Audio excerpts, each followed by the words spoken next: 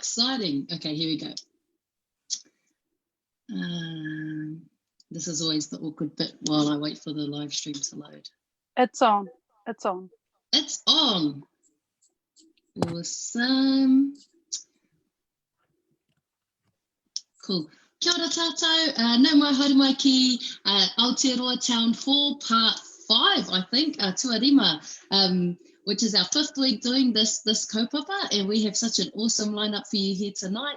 The kaupapa is Whānau, and before we get into the details, I'm going to start us off with a karakia. So, menoi tātou. Whakataka te hau ki te uru, whakataka te hau ki te tonga. Kia mā kina kina ki uta, kia mā taratara ki tai. E hi ake ana te atākura, he tio, he huka, he hauhu, tihe mauri ora. Kia ora everyone. Now you will see there are a few faces missing before we get into things, so I just wanted to let you know that Mihi is on her way, and also Luke wasn't able to make it tonight as he had some whānau stuff coming up, so I think it's quite fitting because the kaupapa is whānau tonight, and I guess we all know that these things do come up every now and then. But Thomas is going to have a bit of a kōrero for those people who are tuning in for the first time about what Aotearoa Town Hall is all about. Oh, well, yeah. Kia ora koutou, and nice to see everybody on the Zoom, and yeah, kia ora to everybody tuning in on whatever device you might be tuning in. I was going to give a shout out to my mum first of all, given that it's whānau, a whānau session. My mum just had a hip replacement today in Palmerston North in the hospital there, so she's recovering. She sent me a picture of her dinner. It looked all right, so I hope you're doing all right, mum, and I can't wait to see you this weekend. Yeah, so Aotearoa Town Hall, Tam and I sort of came up with the idea of it because as the lockdown happened and the global pandemic thing was happening, we thought people are going to need a space to discuss and exchange ideas about these momentous things that were previously kind of unthinkable, but then started happening, like closing the borders and everybody staying at home. And so we set this up as a kind of online forum, and people really seem to have come to it and enjoyed it, and so we thought, well, we'll keep it going. And so this is yeah, like Tam said, this is our 5th session, and we've got a whole bunch of sessions lined up for the next few weeks as well. So Monday, keep your Monday evenings free if you can, or if you want to have us on the background. And yeah, we've covered some really awesome ground and made new friends and exchanged ideas, so it's been really huge, and we're so pleased to have the guests, young and old, on our screens today. And yeah, so I'll kick it back to you, Tam, and you can get us into the format.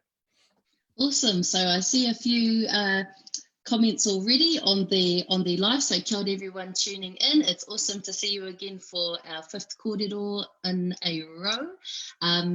And we have a Pepe joining us possibly tonight, but the kaupapa of tonight is whānau, and it's quite a broad subject, which I think is encapsulated quite well by our kai kōrero, our speakers that we have here tonight, who come from a range of different areas, whether it's from the iwi space, whether it's from the health and whānau space, whether it's from the early childhood space, from the litigation space, all the different spaces. We've brought them all together, and I think it's quite fitting that we have a panel full of wahine as well, because, you know, doing that mahi and keeping the whānau together. So kia ora to all of our awesome speakers with us today. So we're going to start off as per usual with our quick fire questions. This is an opportunity for our speakers to introduce themselves and just to talk a little bit about the areas in which they come from based on the questions that we give them to establish themselves with you guys watching from home.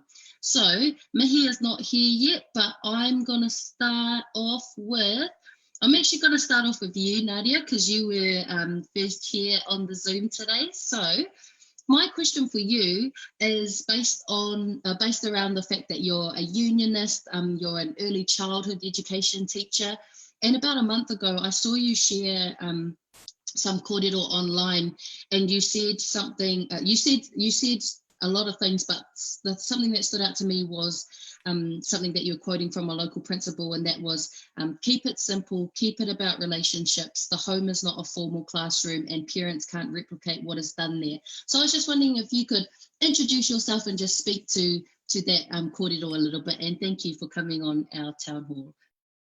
Oh, kia ora, Tam. I'm real stoked to be here. I think this is just such a cool, I guess, kaupapa to bring people around. It's such a rich thing for us to kind of explore together. So, ko Nadia aho, and it's fitting that you kind of opened me up with something that I shared from someone else, because that's totally what I'm about. A lot of the stuff that I know I've learned from other educators and teachers and other people who, I guess, particularly in early childhood education, have been paving the way for how we think about curriculum. And curriculum is really just the flash word for, you know, what we're teaching and what we want learners to be, you know, thinking about and achieving. So I loved what it's Sosie Annandale who said that. She teaches at Russell School out here in Porirua. And one of the things that she said it on Radio New Zealand, and the point that she first made was, let's remember that this crisis has highlighted how unequal this country is for our children. At Russell School, you've got majority Māori, Pacifica, and Syrian refugee background children who are all second language speakers. And her, you know, the parent community were really struggling with the idea of doing online learning all day. You know, what's that going to look like for second language speakers? So she just was acknowledging that, first of all, parents are doing a great job. Parents are the first teachers. You're already doing a great job, and the home is already a learning environment. And we know that in early childhood. You know, there is learning all around us. You know, there are learning opportunities, social learning opportunities in every moment. There's opportunities outside in our environment. There's math opportunities when you're cooking in the kitchen, baking with children. So I just loved that she gave us that kernel to think about stripping it back and keeping it simple. But also what she was doing there was acknowledging some of that disparity that exists, and just reminding whānau not to be too hard on themselves. It has been a really difficult time, and I think the majority of parents have done the best they can with the situation, and they've done a really good job. And yeah, parents are wonderful teachers to our children. Kia ora, Nadia. So I'm going to come to you next, Sharlene. Kia ora, and thanks for joining us. Kia ora. So Sharlene, you're one of the founders of the rongoā collective within the ART Confederation of Aotearoa, Ngāti Raukawa, and Ngāti Tuarangatira. And you have a vision of having rongoā in every whānau home. I just wonder if you could explain a little bit what that looks like. Kia ora. Ko te mea tuatahi he mihi atu ki a koe Tamatha, nau hei tuku te karakia mā tātou, nau hoki hei wharekihia tēnei kaupapa keimu i a mātou i tēnei pō. Tai atu ki a koe te kaiwhakahaere e Thomas, tēnā koe, tēnā kōrua. E mihi kau atu ki nā wahine toa e noho ana i tōku nei tahi tēnei pō, tēnā koutou, tēnā tātou katoa.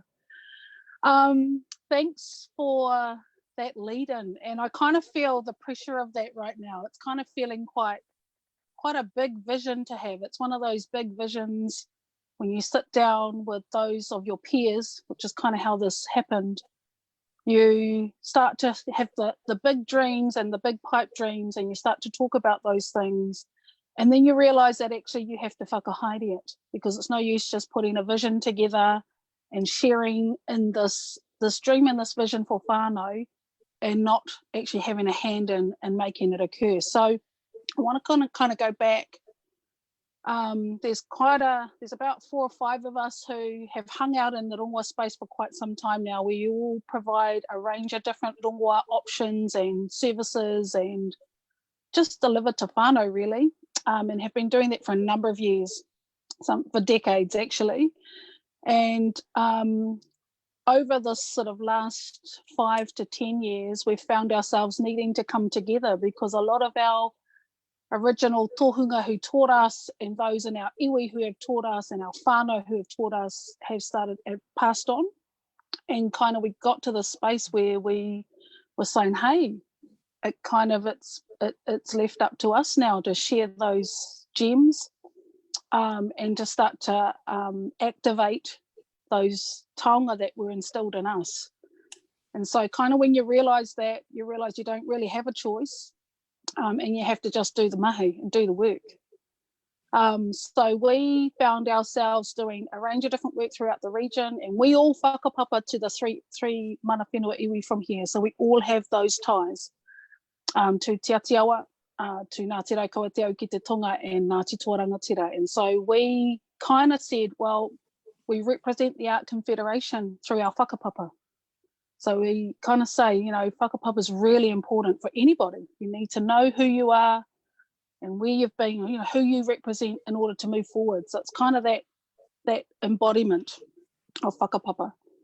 And that we had those discussions, and we started to think about that we all belong to a whānau. No matter what whakapapa you have, we all belong to a whānau. And some people might, in a modern day context, belong to a kaupapa whānau, but they might belong to their, you know, really strongly involved in, say, Nadia talked about their early childhood whānau. Could be a sporting whānau. It could be, you know, a group that you belong to. But for us, you know, we want to instill the importance of whānau hapu and iwi, and that kind of connectedness that's important to get you through hard times like this. So we were sort of sitting around, and we were teaching. We're all teachers of rongoā, so we've taught out in the community, we've taught inside of institutions, we teach it wherever. No matter whether we're in a car with somebody, you know, it's an opportunity for a wānanga. And we found ourselves in Titahi Bay at the Titahi Bay Horticultural Society evening. And we kind of looked at each other and went, where's our kind of place to hang out? You know, where are we going to hang out? Like this kind of equivalent. And so those of us that were there kind of decided we had to make a stand and pull this together and offer opportunities for other practitioners in Aotearoa to come together, and that we could pull this collaboration together, this collective together, and start to do this mahi together. Because one of the big things is that it can be quite isolating, and it can be quite challenging. And so having other people around you to support you in this mahi is really, really important. So we got together and we invited some of our students that we were teaching and some of our whānau members that were around, our kaumātua, all of them. There wasn't a restriction. And we came up with this vision around rongoā in every whānau home. And so rongoā in every whānau home means this belongs, it's a birthright. It's our whakapapa, it's a birthright. So from our perspective, it's not an option, it's actually something that comes with being born into this whakapapa. So that's sort of the impetus behind it, is that you already got your license too, because you were born into that whakapapa. And so now what is it that you want to learn, you want to know, you want to revitalise, you want to restore in your own whakapapa? Because we know over history, we've had a colonised experience of this. And so this pandemic space that we're in right now, we didn't fare up too good in that space in terms of our tohunga. So the Tohunga Suppression Act was an act that was placed upon us, and it basically criminalised the practice of our tohunga.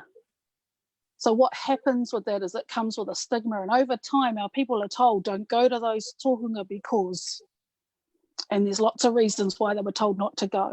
And we know it was in relation to a public health response similar to this.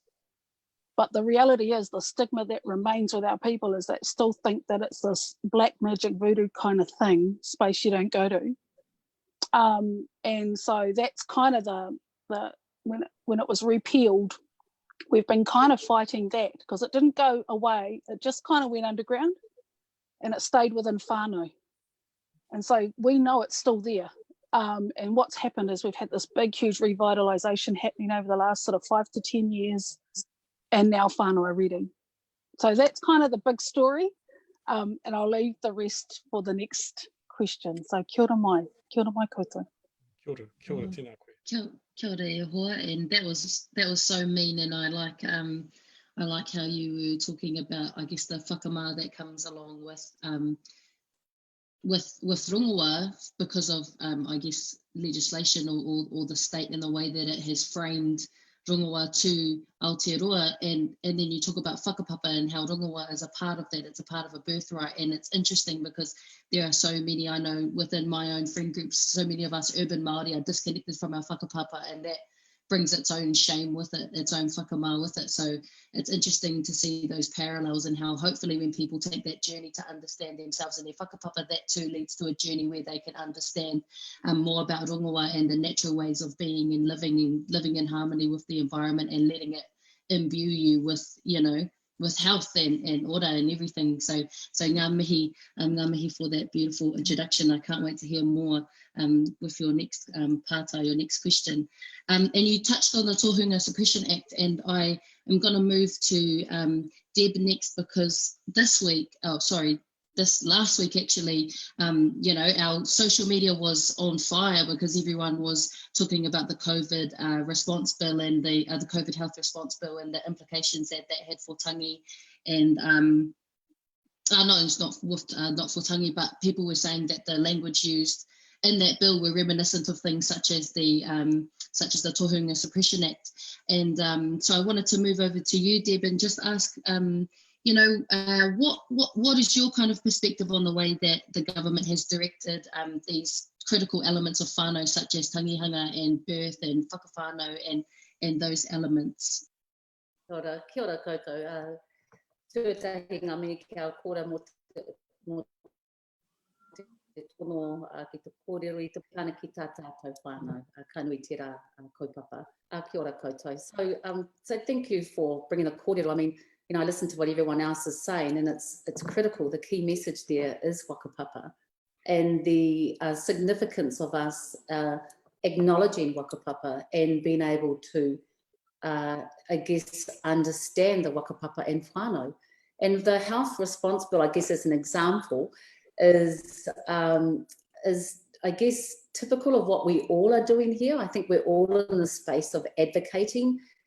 And, you know, through the whole pandemic, there has been a real movement to advocate for whānau. And to be honest, that was necessary. It was necessary because there was no one else doing it. And it's not about standing up and saying, you know, we did this, we did that. Actually, it came out of necessity. And, you know, we all the way through the pandemic, we've had to be in the role of advocacy. So whether it's advocacy for mātauranga, whether it's advocacy for rongoā, critical, what seemed to be missing is the narrative and the kōrero to be able to enable our whānau's voice to be heard, because at the very grassroots level, that's who everything is, you know, dare I say, raining down on. And so the significance of the health response bill, to be really honest, matched a lot of the advocacy and fighting we'd been doing from the moment the pandemic arrived. So it was, you know, we were fighting for vaccine that hadn't arrived. We were fighting for testing, to be having the testing criteria moved. Then it got moved, and we were fighting for it not to be tū ina whare. We have intergenerational whānau, multiple essential workers. So the whole way through, we were then, you know, bending and pivoting and adjusting our tikanga. We were closing down marae. We acted fast. And I guess that's because the point, I guess, of the kōrero that I have to share is that the leadership has been from our people and our whānau on the ground. And that's where the connection needed to happen. And that's where we placed ourselves. When it didn't happen, that's when we voiced ourselves. And I think critical to be able to prevent anything seriously bad happening to our whānau, because we had one focus, which was to make sure none of our whānau died. And I don't know how often we can say we've been in that boat. We've fought for Aotearoa, we've fought for the loss, we've fought for, you know, the preservation of our taiao, we've fought for the preservation of our taonga. But this was seriously about us making sure we de-weaponised anything that got in the way of our whānau being heard.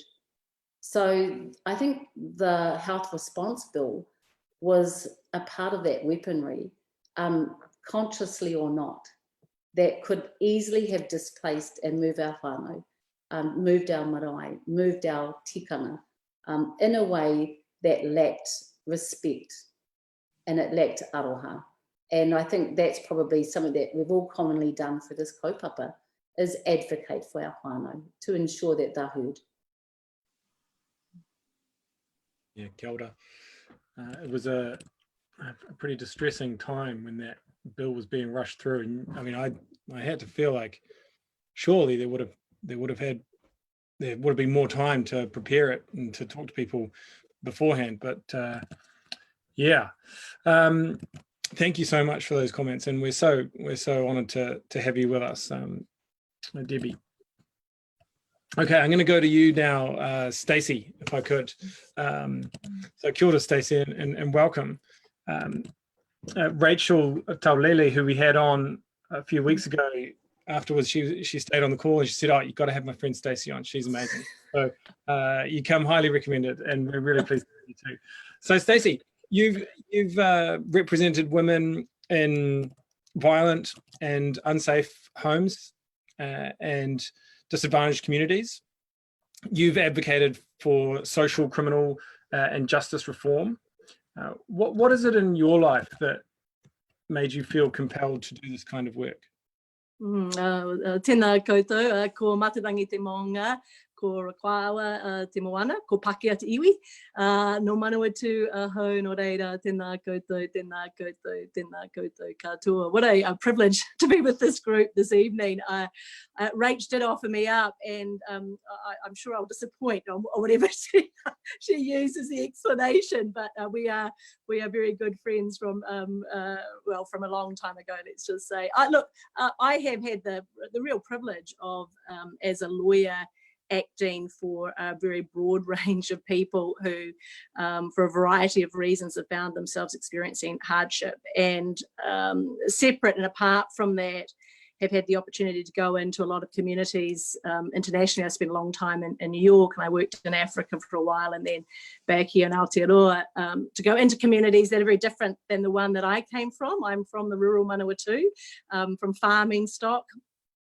Raised by my family, are still farmers. The overwhelming majority of them are. I was at my parents' farm with my 4 kids just on the weekend. And I think that my involvement in working with primarily women and children who have been victimised, and then in communities where there has been a degree of vulnerability that's developed through a range of different factors, and there's been a reference already to colonisation, and that's certainly, I mean, I saw that, and I worked with Indigenous communities in Canada as well.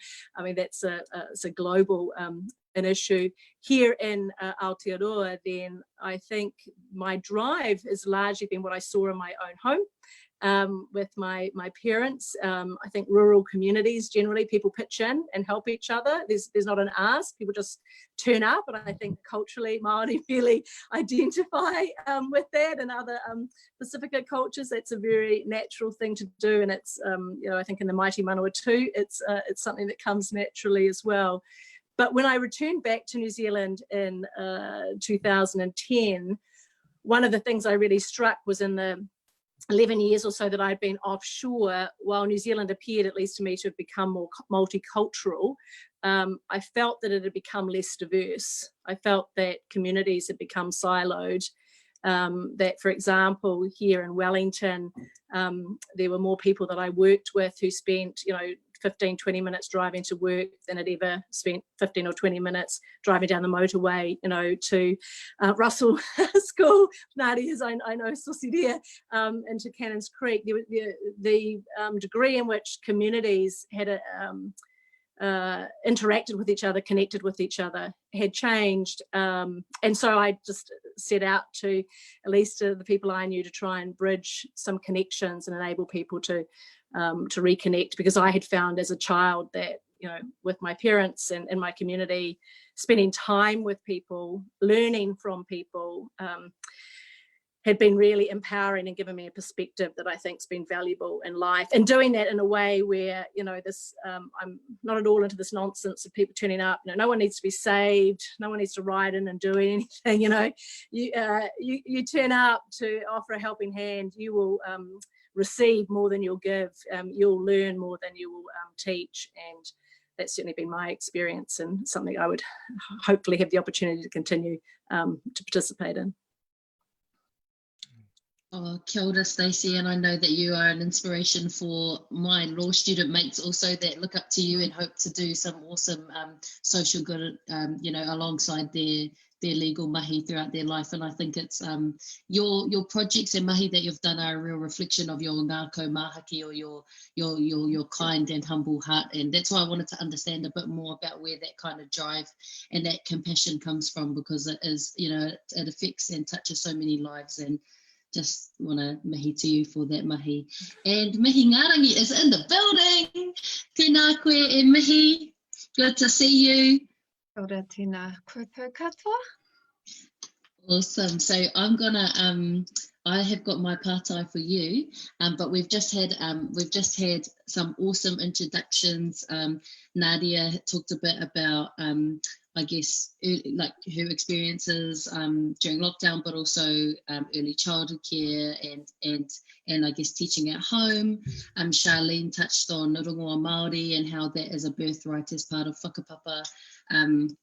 And how the rongoā collective along the Kapiti coast organised themselves and are giving this awesome gift back to the people.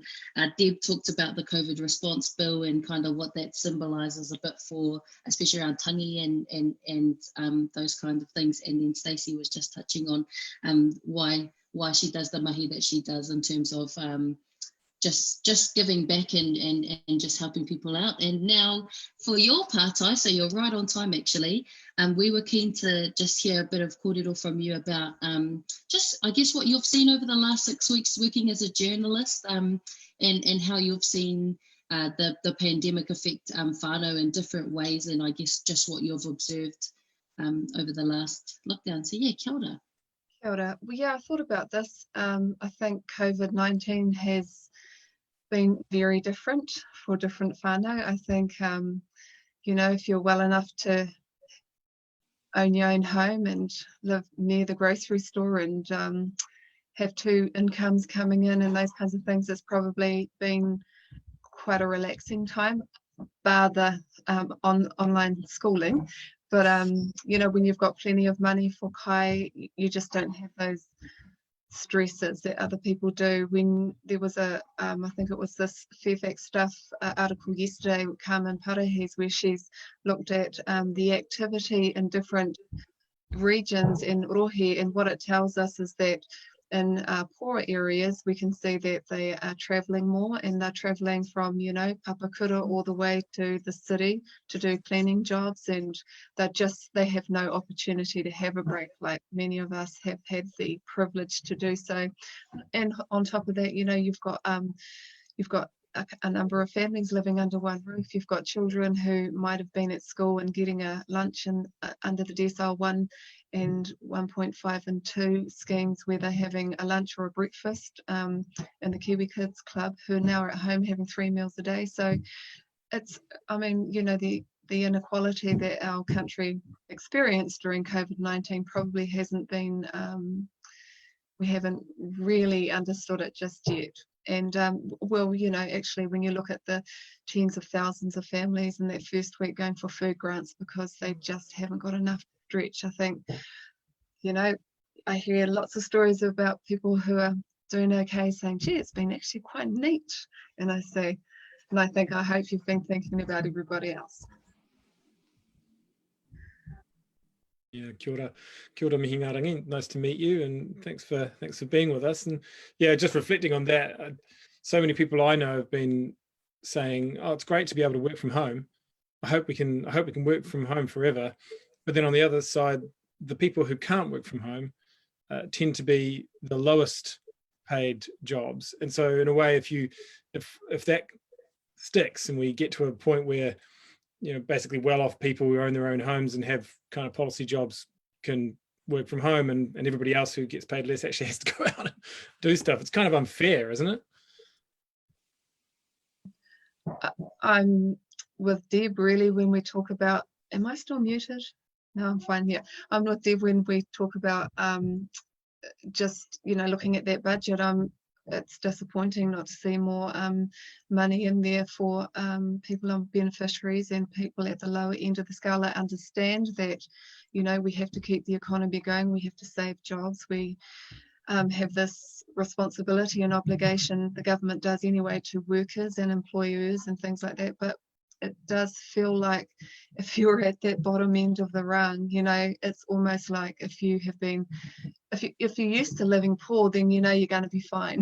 That's kind of like that's what I'm hearing from people who are on benefits, saying, you know, it's just not enough. And now there's going to be a whole lot of other unemployed people in this country, and it's just going to, you know, things are going to get tough. Housing, social housing, emergency housing, food grants, all these kinds of things. All of a sudden there's going to be possibly, you know, I think Harry Burkhardt from Ngāti Kuri was telling me the other day that some of the numbers they're looking at is, you know, in the high 20% for Māori unemployment.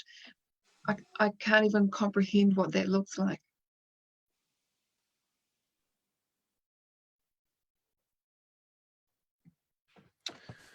Yeah. Kia ora Mihingarangi. Thank you for all of that. So just on that point then, I want to see if we could bring you in, Debbie, and we're so pleased to be able to have you here as the co-leader of the Māori Party. And I guess in terms of your role there, I wonder if you could just tell us how you think the budget that was announced last week served whānau and whānau Māori in particular. Well, I mean, yeah, it's amazing that we were able to get to ko Ngarewa, Monday, and I think it's really important that there's been a lot of work done to be able to achieve that. And I want to give, you know, certainly credit where credit's due. The is that we have seen the money go into the subsidies, which is, you know, again, which is good, more than we've probably seen for 25 years of settlement.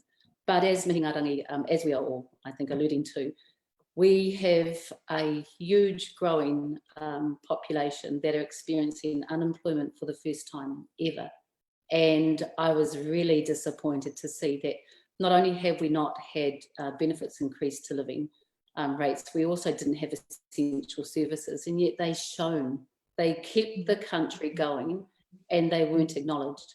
And we have given as a country some huge benefits to, you know, various corporations, but we've completely missed where I believe a large cohort of our whānau are. And I base that on fact. I base it on the fact that we, for 8 weeks, have run an 0800 line, and the queries and the questions, the tono that we're getting are not from the whānau who we know in our communities, who we immediately know how to tautoko, to lobby or advocate for. The whānau that have never engaged with WINS officers, the whānau who have no idea what they're entitled to, who are not used to waiting for 3 days for an 0800 line to connect them, who are getting confused messages about whether they can spend what little redundancy they did get or didn't get. And I guess that's, you know, that was probably the biggest disappointment that was completely missed off. The other part of where I think the budget could have addressed better, now, whether it's 3% or whether it's 6%, it is not a percentage of budget spent that should have been allocated as far as equity and procurement for our whānau, our communities that are experiencing some really tough times. So it's, again, you know, we keep having this issue that this whole missed opportunity to have addressed not letting our whānau become double digits in unemployment. We have initiatives for trade training, which are great, but there was nothing to follow through for specific Māori employment initiatives. So we know we go into those queues and we compete. You know, the other part of it is that we could all see that there was increase in whānau order, but there was a $13 million underspend the year before, $11 million underspend the year before for housing. It's spread across 4 years. So we've got a redistribution, not a reimagination. So I think, you know, and let's not politicize it. I just think, you know, the missed opportunity is that had they contacted us, we would have said, well, here's the proportion of whānau that we're seeing. Now, we know Tai Toketo are running a very similar survey to us, as are Tairāwhiti, as are here. Just the same way we did the checkpoints. We know 64% of interregional travel were happening. So therefore, these regions, from a modelling perspective, are more at risk, and more at risk of interregional transmission. So it's disappointing that we don't have input into some direct funding opportunities that could really make and really hit home, alleviate some immediacy as far as vulnerability. So what I guess we now have on us, not just as a party, I think all of us have on us the importance to articulate and make sure that there is light shown in the darkest of corners. A lot of our whānau who have never put their hands up for help are. And so I think that's what we're about. That's what we have to continue to be about, in whatever hat, whatever platform we decide to be in. But it is really concerning that we have, 60,000 coming down in an unemployment queue, and we just haven't been targeted on how we're going to be able to ensure that, we don't have some atrocity. So I haven't seen, I guess, and that's probably the biggest disappointment, is that there was an opportunity for us to reset and really do this differently. And I guess just one last point is that, I think everyone sort of knows that I'm an environmentalist as well. And if we didn't even land that in the climate change space. So, one of the ways is to take the weight and take the heat off our whānau in their homes. We could have done heavily subsidised, solar. We could have done heavy subsidised alternative energy for our whānau, which would have taken the weight off what they're carrying. We could have done a lot more, structure and opportunities for new employment. Again, we could have done free public transport. I don't know. We just didn't land it, and it's a business as usual. It wasn't transformational. It needed to be. I think there's a real opportunity now if it's taken up, and that's to work directly with iwi in those regions, and they are screaming out to help rebuild Aotearoa, and I hear it, and I understand that the government's having panel discussions and whatever with some of them, but when I consider Ngāti Kuri and Ngāti Hine, I was just up there this week talking to them about what post-COVID-19 is going to look like for them, and they're like, it's not so much about jobs anymore, it's about meaningful activity, because we know we can't land jobs for everyone. And the government has not really, successive governments haven't been able to kind of bring any equality to, Māori unemployment stats and the rest of it. But, if people can be doing things that make them feel good, and in return they get kai on their table, that's a win. And but on the books it doesn't look so great because you haven't got people working. But consider some of the mahi up there, like in Ngāti Kuri, what they've found out is that there's a real lack of food security up there. They don't have any they couldn't get enough food. They didn't have stable lines of food, and so this is going to be one of their new projects. And I think that whole idea of parakore, where you're like growing kai in your own rohe, and that there's no there's no bottom lines. There'll be no you'll be paying whānau for the product that they produce. Then whānau will be buying that for what it's worth. No one's getting a profit. And I was thinking those are really great opportunities for whānau just to have meaningful mahi jobs and have a return from their iwi. Same with forestry and those kinds of things up in the north. But there is an opportunity now for, Shane Jones with his regional development pūtea to be working with the Ngāhiwi Tomoanas, the Pita Tipanis. They have all got great ideas of how to get their people into meaningful mahi. Kia ora. I tautoko ana hau ia korua. Totally feeling the vibe of that, Mihingarangi and Debbie, because I do think, we think about economy and we're thinking dollars and cents, but actually we, the people, are the economy. So I kind of think about it from a wealth creation and a wealth point of view as our people.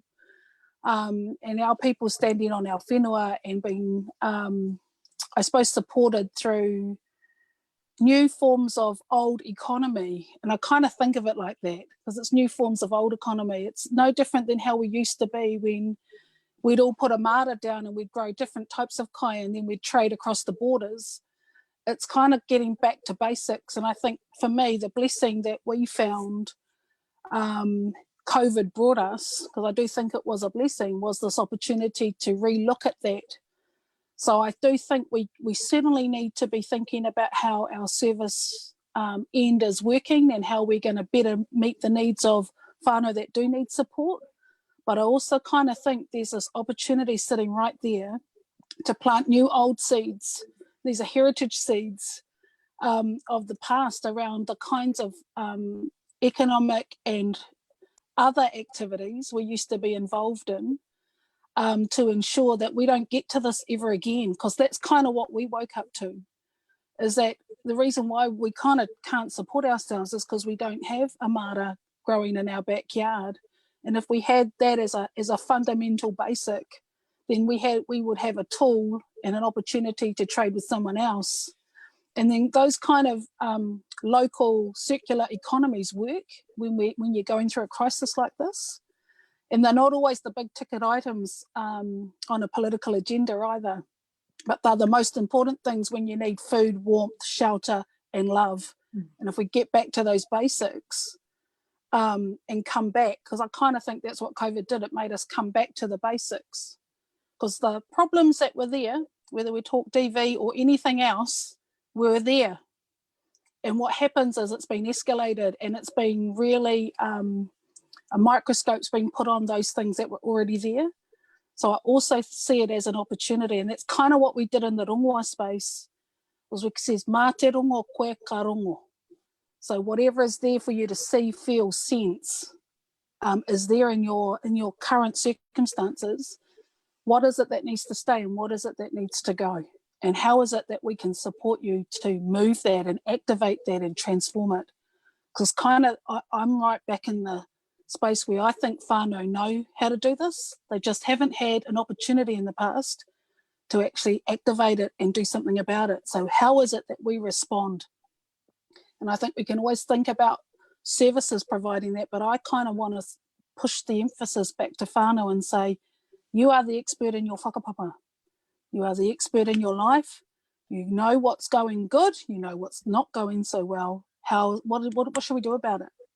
And let's resource you and get around you to help you to support that. So I totally support everything you're saying. Kia ora, Sharlene. I reckon there's so many crossovers in everything you're all saying. I think about somebody who's in domestic violence and has been, acting out and things like that. And I know the best thing to do for people who are dealing with that kind of stuff is give them something to do, give them some mana back, give them an opportunity to provide for their family, because those are the reasons why they are in these situations in the first place. I consider some of my whānau who have been long-term unemployed and coming in and out of prison, this is exactly what they need. They just need to feel like they're part of the whānau of Aotearoa and they're providing. And so that's what hapu and iwi, that's what your kōrero there, Sharlene, about getting back into the garden. That's what my koro used to do. He used to bring all the bad mokos home and make them plant kamo. But now he's got dementia and, his garden has now been sold off to someone else. So probably what's lacking in our whānau, to be honest. Yeah, I think, sorry. Bringing to rise the entrepreneurship. And I remember you, Mihingarangi, when you were just really little and you just went out there. Well, I shouldn't say little, I'll say young because you're still little. But you went out there and you just had this thing and I guess that's what we should be doing is we are all the Mihingarangis, we are all the Sharlenes who want to go out and be entrepreneur, who don't want to, be part of a big infrastructure project once it's finished. You actually don't want to necessarily come through apprenticeships, and there's nothing wrong with that. That's great, but and ones where we actually grab and teach that sense of resilience, because it's wakama, it's shame and not belonging and not knowing who we are that creates the disconnect. And I think by taking an entrepreneurial approach versus these are the sectors you will train in, just brings about such spirit and such guts that you can then come and lead your whānau through whatever you have, and that quality of living of whatever you decide. And I think that's the culture that needs to be reinvigorated. And I think that's the onus is on us, us all. Doesn't matter what platform we're on, is to recreate the little mihingarangis and the resilience. And you go out and make that work. You go out and be your own production person. You go out and we'll wrap around and make that happen. And if you fail fast, recover quicker. And that's the culture that I think we need to bring back again. No different to gardening, no different. Just a couple of observations based on what people are saying. I do wonder what COVID, at least from my perspective, has highlighted is, notwithstanding that there was always inequality and many of the fundamental issues that everyone is describing in this call existed pre-COVID. I mean, COVID didn't create those. What it has highlighted, though, is the extent to which, at least in my view, there is a group of working poor in New Zealand, people that have jobs, multiple jobs, that to sustain their whānau and their community. And many of those jobs are not only what they do in regular hours, but they work night shifts and they pick up other bits and pieces here. And it only took one missed paycheck,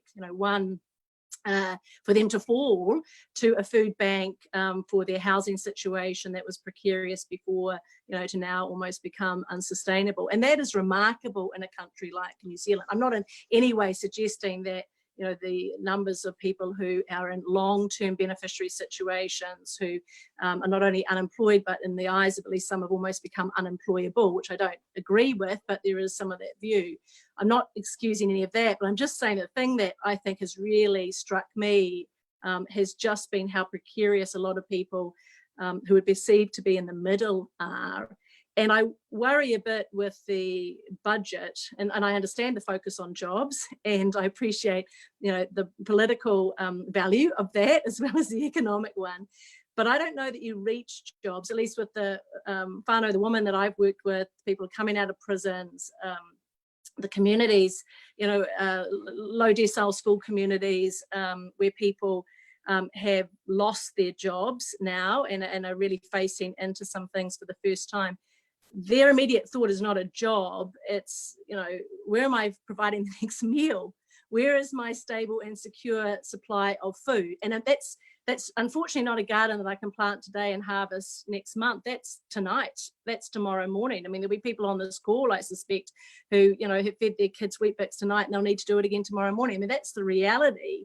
A job is, yes, it's important, but it's a few breaths away from a housing situation where their rent is precarious and it's not even a place they want to stay in because it's not warm or safe or any of those things. So I think, with the benefit of being some distance from being in government and needing to make the big calls, I don't think you reach jobs until you sort food. And I don't think you reach jobs until you provide stable and secure housing for people. And that's not only beneficiaries, that's everyone in that great whack in the middle. Pre-COVID, Human Rights Commission had 50,000 working families living in poverty. I mean, I don't think it's a stretch of the imagination to think that's at least doubled in the last month. So that was, I think, my disappointment. 8,000 homes over the next several years. I mean, it's not even half of the number of people who are already searching pre-COVID for public housing. So we got to sort that: food, housing, and then we get to jobs. And one observation on jobs, it's great, the number of things that are being proposed. I just wonder how many of those things actually exist in some of the communities where help is needed most. Māori, Pacifica, and other communities. There's not a lot of need for forestry jobs in Cannons Creek, and people should not have to leave their community where they have lived for decades and they're entrenched. We need to create jobs in communities where people are. And frankly, we need to ask the people in those communities what they think those jobs should be. They need to be fundamentally involved in this reset. No one should speak for them. They need to be part of every single conversation. That's my view.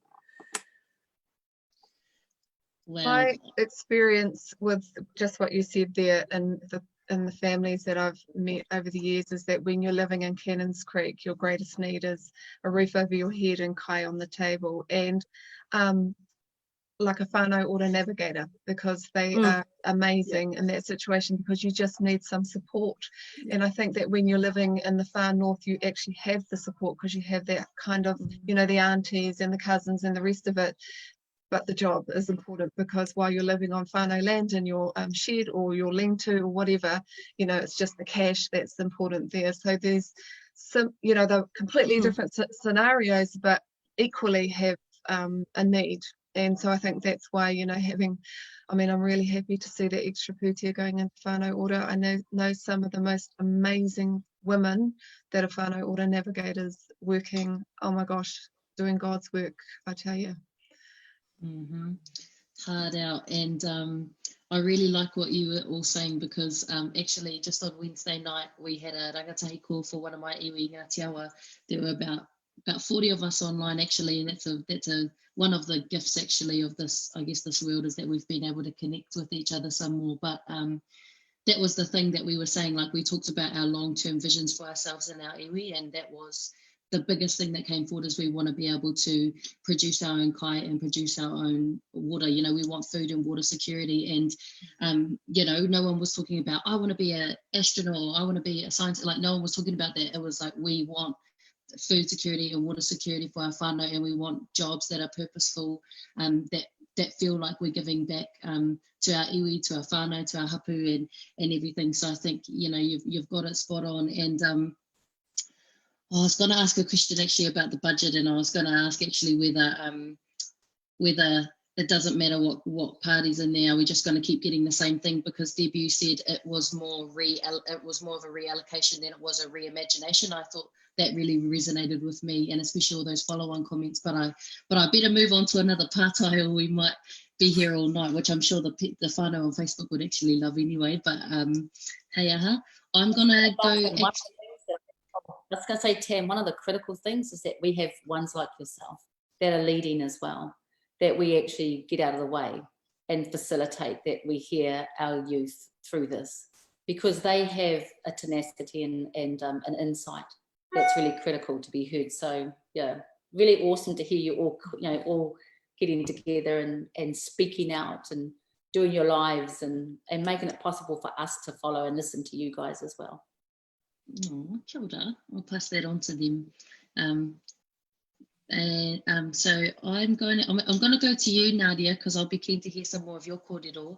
And you do so much. You do so much mahi whā tamariki, and it just, honestly, every time I see it on my feed, I'm just so impressed and blown away by the voice that you give to, I guess, a part of our population who are voiceless, I guess. You know, like I always think about my ramatu, my nieces and nephews, and the way that all of these different policies and the lockdown and thinking about them, calling them on FaceTime, seeing how they are, and they just are all so hoha, they just want to get out and go back into the world. But I just wanted to know from you, like, what kind of steps do you think we could take in Aotearoa that would really whakamana or strengthen or uplift, maybe not uplift, but strengthen the rights of children in our response to COVID? Yeah, I've just been really drinking this in, I've just been really drinking in all the threads that have been coming through. I'm so glad that, me and you were talking about this earlier, Tam, but, you know, there's a kind of a moment happening right now. And there's a lot of women out there that have been doing work for a little while, or a long while, around these issues, who have such clarity around what we need to be doing right now. And so when I get to listen to these conversations, I'm just like, yes, like, this is the moment, right? This is the moment where actually what we're saying is, it's always been relevant, but it's like deafening, you know, like the clarity that people are bringing. And we're talking about things like work and income, you know, and benefit levels. And I'm just so glad that every single person brought it up, because I guess, you know, one of the other movements that kind of mentored me was the unemployed rights movement and unemployed kind of workers movement. And what was at the heart of that for me was as well the experience of children and mothers, And, you know, when you look at things like the sanctions regime that Nash brought in, and when you look at things like the fact that Labour brought in policies that actually dispossess people from their rohi because they had to move, you know, to access benefits, they had to move to an area where they could do work. And I think about the fact that our children's experiences are so a part of what our experiences are, what their parents' experiences are. And I feel like sometimes in not in this conversation, but in some of the conversations we have in this country about children, it's like, oh, children over here, we can invest in children separately, but we don't need to invest in our welfare system. We don't need to invest in housing. We don't need to invest in jobs or the conditions of essential workers. Like, I think we need to be really clear about the fact that most of the essential workers that went out to work and put their lives on the line, nurses and cleaners and other healthcare workers, were mothers who were actually out there. And there have been women dying in the UK and the US and all over the place doing these jobs, these frontline service jobs, and leaving their children behind. Like women working in the meat factories in the US from refugee and migrant backgrounds, dying. Because they were sent out there to die. And so I just see how we think of children is also understanding, and I know in Māoridom this understanding is already there, so I don't need to explain this to anyone here really, but our children are deeply connected to everything that happens around them. And yeah, I've always had a problem with when we don't make those connections or we don't recognize that investment in benefit levels or investment in people's working conditions is an investment in children. Because if your mum is humiliated by her boss at work or isn't safe in her workplace, that is a child's experience of the world too, and that humiliation and economic violence affects our children every day.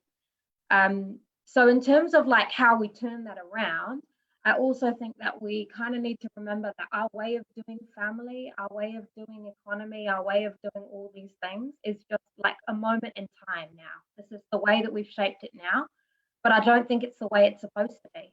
Like me and my neighbour, who's one of my best mates, I don't know whether she's watching tonight, but her children are my god babies.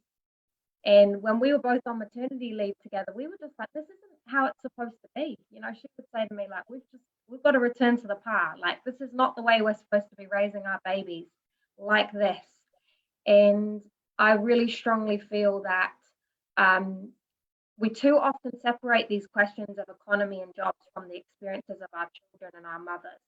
They are all, and I think you were saying this, Sharlene, we're recognizing that all these things are totally connected. And when we have a vision for a new world for our children, it's all the same things that we all want. It was the same things that we were talking about workers wanting to contribute, right? Children want to contribute to something.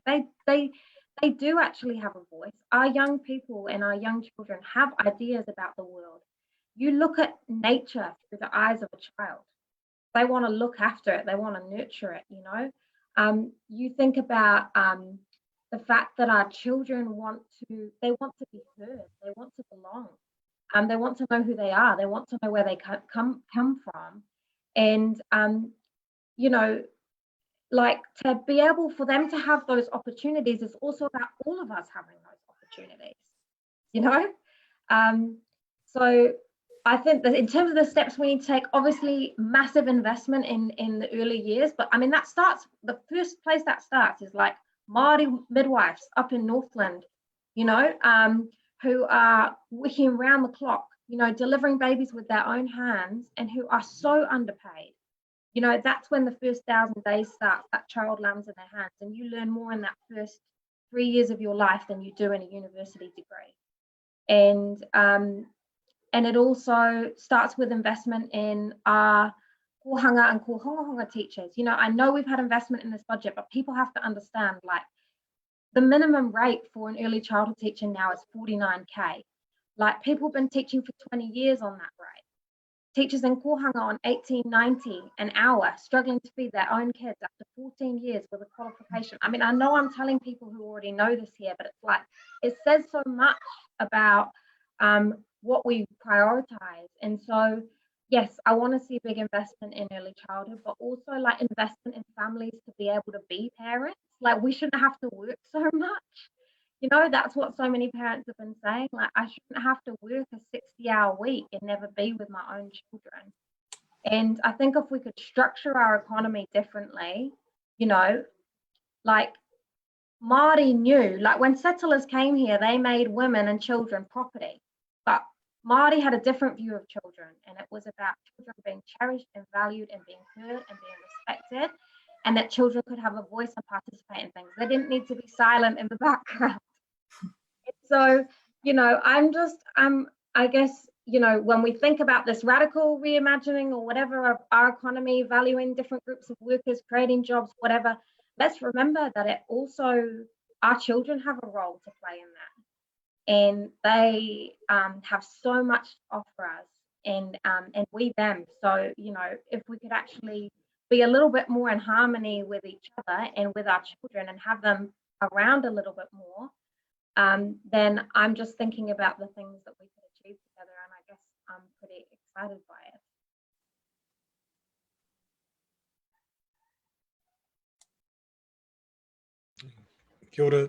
Kia ora, Nadia. So cool to hear those reflections. And I just want to say, while we have you here, that the speech you gave last year at the Basin Reserve at the memorial for the victims of the Christchurch killings was one of the most spine-tinglingly, emotionally intense moments that I've experienced, and just want to mihi to you for that and for all of the work that you do.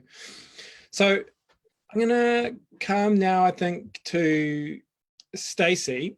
And Stacey, you talked earlier about some of your work in the courtroom, and we know that you've done amazing work representing people and women in the courtroom. I just wondered if you could talk us through some of your other initiatives. You're one of the founders of Who Did You Help Today and Our Words Matter, and I wonder if you could just lay out a bit about what these projects are, particularly the Mothers Project, and some of the discourse that's coming up about whānau through your work with the Our Words Matter project. Yeah, I'm very happy to do that. And just picking up on one thing that Nadia said, which I think is Who Did You Help Today, which is a charitable trust that we set up about 5 years ago, thinks about is this concept that, you know, there's really no such thing as child poverty, right? There's just poverty.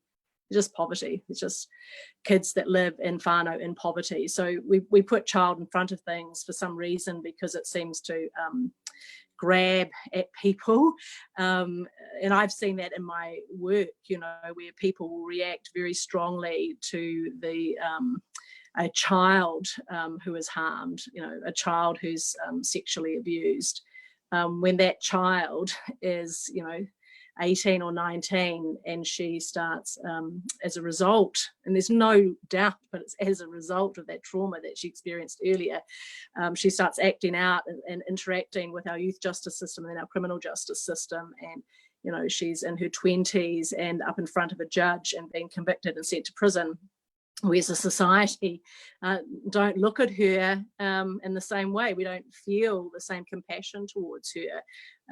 And, you know, so we talk about, you know, violence against children, and that is a thing, but it's violence within a family unit. And in my experience, and I have, you know, over 20 years worked, unfortunately, with many women who have been abused, there's always a child in there who's hurt too. These things go together. So that's just an observation really around some of those points. So Who Did You Help Today is a charity that runs 3 projects in New Zealand. We run Homework Club in low decile primary schools, where we partner businesses, corporations, government departments with a primary school And we have volunteers from that organisation that go in one afternoon a week and help kids with whatever it is that the community, whānau within that community, think could be useful. So it might be with reading, writing, might be playing board games and educational activities. It might just be having a kōrero and enabling children to meet different adults, and more importantly, for adults to meet different kids and see all the potential and promise that exists in every community in Aotearoa. We also run Help Tank, which is an online skilled volunteering platform where any organisation that's doing community good in New Zealand can post a project and access free volunteer help. And both of those projects, Homework Club and Help Tank, have been really busy during COVID. Through our Homework Club project, notwithstanding that we couldn't send volunteers into schools, we reached out to the 20-odd schools that we have around the country and found ourselves working with those schools to deliver food packs, educational supplies, activities for kids, and just try and provide some support. And through Help Tank, we mobilised to get volunteer help to individuals and businesses that needed to navigate some of the government systems and otherwise needed help. And we had thousands of people that signed up to help with that, which was great. Mothers Project is our third project, and the hui, he's been helpful in shining a bit of spotlight on some of the work that we do there. So that's been around 5 years. We have volunteer lawyers that go into each of New Zealand's women's prisons, the 4 prisons, one morning each month. So with 4 prisons, we're in a prison every week, and we walk the units, and any woman who has a question around her children can ask for assistance. And over the years, we've had about 700, almost 700 mothers that have participated in the program. At any given time, there's about 780 women in our prisons. Not all of them are mothers, but many are. And Mothers Project is fundamentally about trying to maintain meaningful connections between mums and kids. The objective being to try and support improved outcomes for those children who, unfortunately, no matter how you cut the statistics, whether you look at the government lens or at the NGO lens, are statistically much more likely to end up interacting with the criminal justice system themselves if the parent was in prison as opposed to someone that wasn't. There's many exceptions to that, many exceptions, but that is a cold, hard statistic that may be relevant. And we also obviously want to support these mums, to engage differently as a parent perhaps, or just engage more. Many of them, despite the myths that circulate, were caregivers, often primary caregivers, often sole caregivers for their children before they went inside, and they are trying to parent from behind bars. And I'm not in any way excusing what they've done, their criminal offending. I know they've created victims, and I appreciate all of that. But the overwhelming majority of the women that we work with are victims themselves.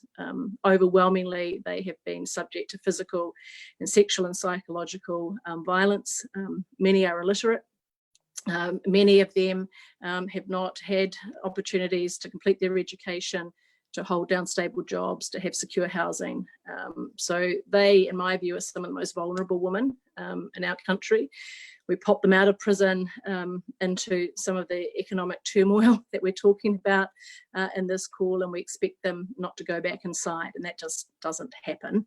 But I have found, I worked on a similar project in New York for a very long time, that if you can maintain a meaningful connection between a mum and her child, then the likelihood of mum reoffending is greatly reduced.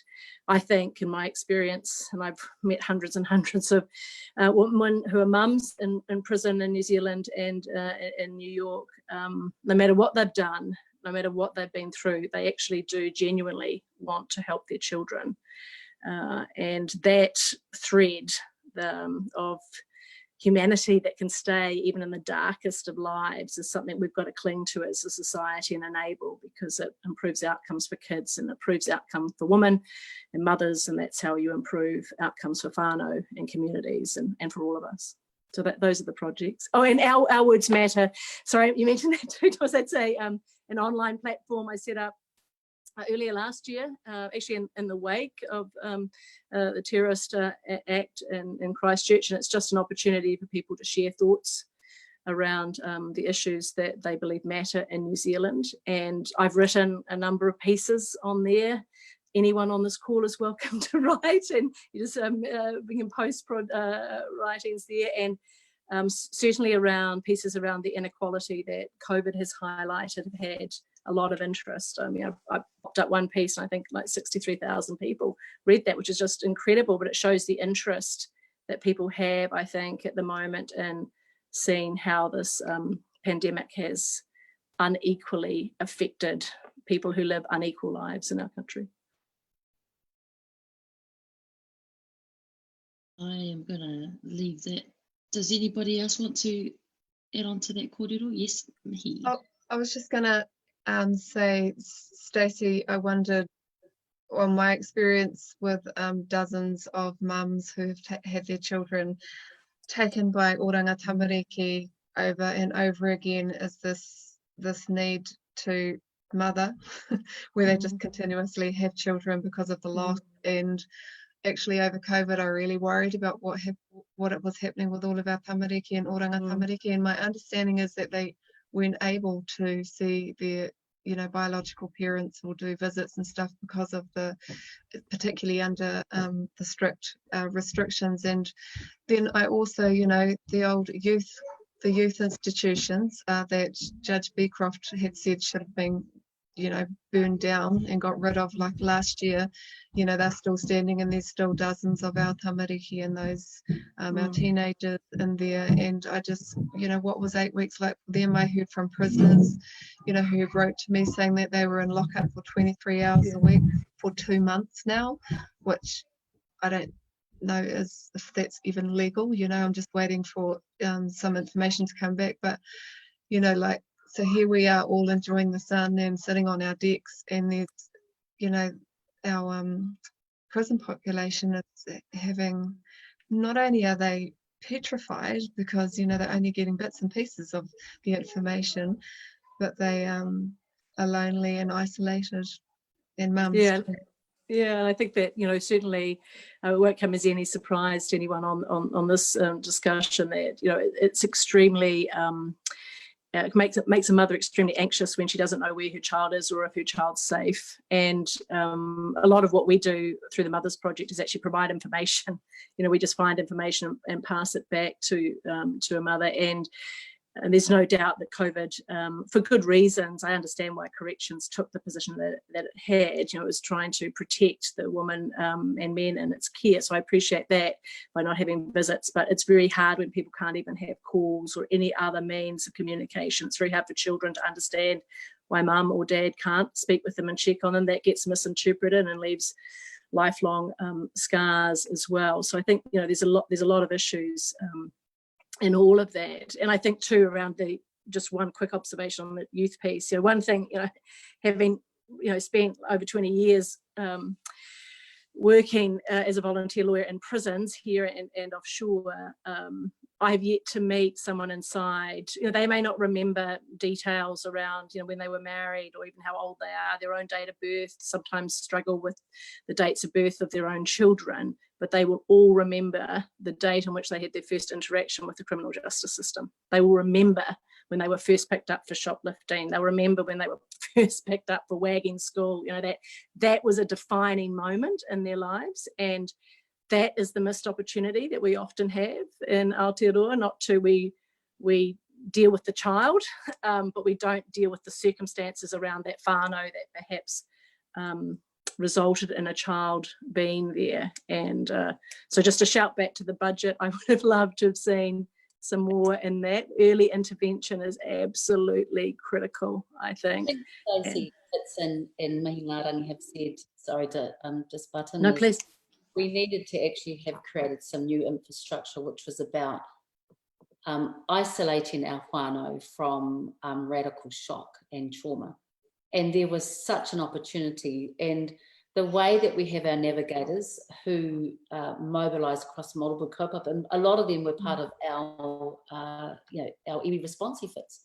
And, to actually replicate that model in other public services would have been opportune. So we were mobilising bubbles and doing our own bubble management with oranga tamariki. They were just nowhere to be seen. But did you see any fallout? And so my challenge there is actually there was a lot of management going on the ground the way we used to with Whānau. And the real sadness of it is that some of it we're not going to promote, because it was actually how we fix things and mobilise things and move bubbles around and keep everyone safe. But the reality is, if we want to go and reinvent and reimagine infrastructure, then for goodness sake, let's do it about our whānau and about, you know, isolating them and enabling. And I think, again, just I cannot support you enough. That is the opportunity missed, but the potential to do it is still there for us if we're brave. And if we're not enough. And again, I call out to all the hats we wear, whether you're in Parliament, whether you're out, whether you're pre-settled, post-settled, never settled, there's an opportunity for us to not lose that leverage that we gained. But that's also, Debbie, part of that is like who speaks on these issues, right? Who gets heard, you know, who features before parliamentary committees, who's part of the policy setting and the legislative reform, whose voice is in there. And I know that's something I constantly feel uncomfortable with, that sometimes I'm asked to contribute, you know, and I'm just a lawyer or just a volunteer. This is not my lived experience, and we actually need people who are really deep in it and who have felt it in their own circumstances in whānau to shape this response and get it right, because it's due.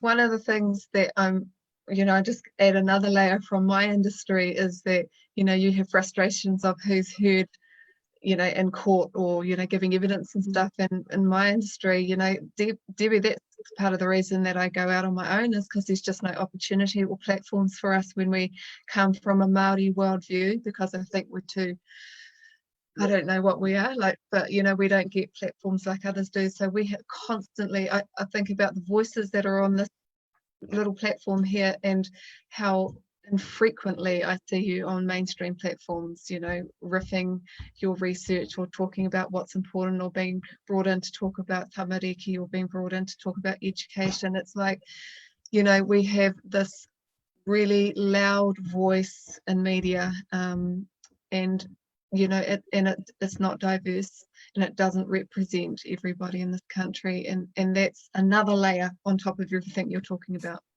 And it's actually, as you say, it's really hard to be hearing the real intricate kōrero that could bring about, I think, the reinvention. You know, really appreciate all the mahi that everyone's just got to keep pushing, because it's too important not to be heard. Or realise the opportunities, realise to make that change, really enduring change. And you're so right, Mihi, because that was literally one of the big things as to why I wanted to, you know, have something like this town hall, because when you look at the media and what is out there for rangatahi or for rangatahi Māori, it's all, you know, you can get some influencers, you know, that's all you get, and some dancers and, you know, or some songs, which is all good and great, but there's so many rangatahi out there who are hungry for these kōrero and who are hungry to hear these perspectives and to hear more than what is given to us, which is the same old stuff over and over again. So you're totally right. And I just, I wanted to touch on, it was throughout the kōrero, but we talked about, I think, Stacey, you touched on, I guess, a little bit about the relationship between those in prison and, I guess, health outcomes as well. And when we were talking last week, the last Aotearoa town hall was about public health, and I was reflecting a lot after that kōrero, because I thought, maybe you know the stat, Mihi, I think it's like the percentage of people in prison who have a hearing problem, it's like an 80% or something. A brain injury? Yeah. It's huge.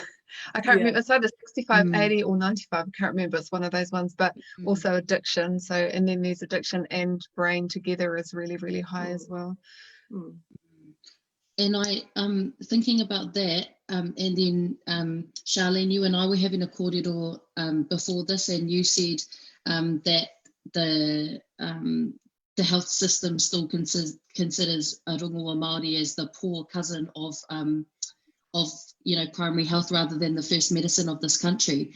And I was just really keen to hear you expand on that a bit, because I think that is totally, like, it is all, like, the comments are like, it's all linked, it's all linked. But keen to hear your kōrero some more on that. Kia ora. I kind of think, you know, I've been in the health sector for a little while, and social services and all of those other sectors that we find ourselves in as we manoeuvre through the space. And from my view of it, things kind of really haven't changed. And so I look at that and I think, well, what's the common denominator? Certainly not our desire to want to change and to transform. It's certainly not that, because we've been innovative as heck from the beginning. So the system kind of sits there in the middle of it. And, you know, we've worked a number of different levels around, particularly where rongoā sits, at a national level, a regional level, and then at a local level, and then right in the heart of whānau. So if you kind of look across it, you've got to make some decisions about where you're best situated and where you can influence the most. So kind of, you know, that's kind of my little kōrero around the variations of the diversity of rongoā that's around the country, because I think that's kind of a conversation. And you'll have practitioners or you have whānau who just want to work with whānau, and kind of that's where they rock, really. You don't want to move them. You need them in there working with whānau only. And then you've got other people who want to influence some change in their community, and so they might speak a little bit louder. And then you've got those that work at a regional or a national level, and I've worked at that level, and I need to say it's hard, because kind of you're knocking on a door that doesn't want to open. That's the first thing. And then when you get the little crack in the door and the light sort of comes through, you got to make sure who's on the other side, because sometimes you're actually advocating and you're lobbying people that don't want to hear or don't understand the context. So I kind of, you know, you got to work out where it fits. Hence why we come back to sort of rongoā inside of whānau. Is it's, for me, I've always worked inside of or alongside whānau, and it works, because you can see the change, you can see the difference it makes. Not to say that there isn't a place where the voice of rongoā needs to be heard as well, because there's an invisibility there, and certainly through COVID there's been an invisibility, because we kind of said, we got told the message was, you're not essential workers, stay home. Fortunately for us as a service provider, our contract holder, which is our iwi, signed us off as essential workers. So we were lucky to be able to be part of that strategy that saw the value in rongoā being provided to our whānau, because I can tell you now, we didn't stop. Letterbox deliveries, all of those kind of things still happened. And it's kind of what Debbie was talking about. It didn't not happen, but what happened is we just reoriented and pivoted in a different way. We set up online, which, you know, for some rongoā whānau, that's never going to happen. But we kind of look at, we're urban. So we kind of have to respond in that way and make sure that we're responsive to the need. So when we think about rongoā, we think of it as a lifestyle, and that it's an everyday thing. So whether it's teaching someone how to utilise a poultice, a kawakawa or a kupa poultice to draw out a boil, or whether it's, you know, teaching whānau how to romi to agitate the remnants of 4 generations of trauma, it's kind of like all on that spectrum.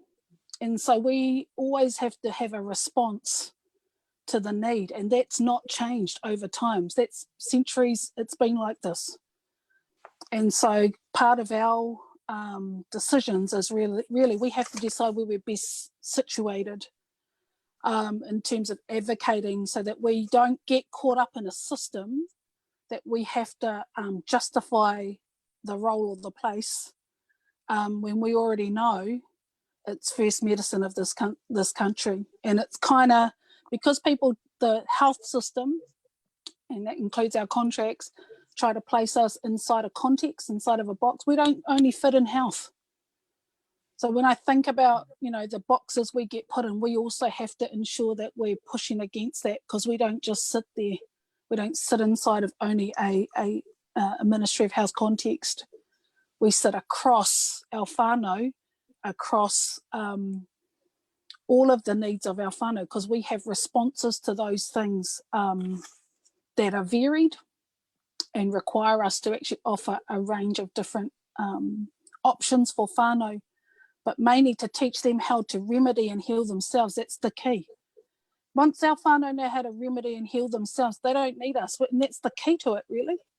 That's actually what our dream is that whānau, you know, may have gone through, you know, had intergenerational prison experiences that's left that trauma inside that whānau. And we have to go back to Pariaka, to our story of Pariaka, to know that. But unless we actually remedy where that happened, it'll continue to demonstrate that inside of whakapapa now. So we've got to kind of understand this isn't just a you fix up the boil that's come up today. It's actually about understanding the wider context in which rongoā sits. So it's right across mental health, emotional health, physical health, it's everything. Most importantly, mā te wairua. So I kind of just want to sort of place it there that if we only sort of advocate to get contracts and advocate at a health sector, primary health sector level, we're kind of not aiming at the right place. We will obviously challenge it, we will obviously continue to advocate, but it's not the only place where we need to occupy a space. It's from a lifestyle perspective. So for me, any nanny should know how to remedy their mokopuna. You know, any child should know how to remedy themselves. That's the dream. And that will be the realisation of that dream too when that happens. Kia ora.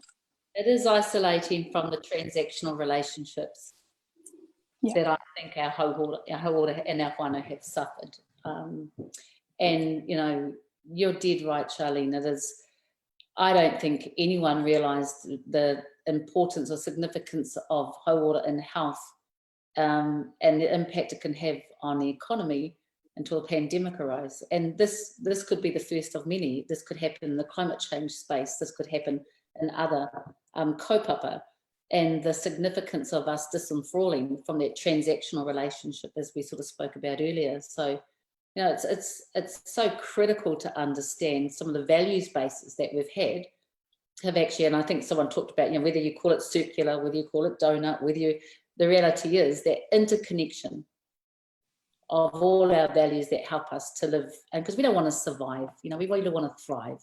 I know it sounds so corny, but we really, you know, and to get to, I think to do that, you know, we actually have to once and for all step out of the boots of transactional and get into, you know, models that are going to be more aspirational, scary as hell, because it may mean, and one of the things that I just want to sort of pose is that when we were going through the COVID response, there were some of us that could really speak out and challenge the Crown on its approach to equity, on its approach to health, because we had no transactions. We owned our hauora.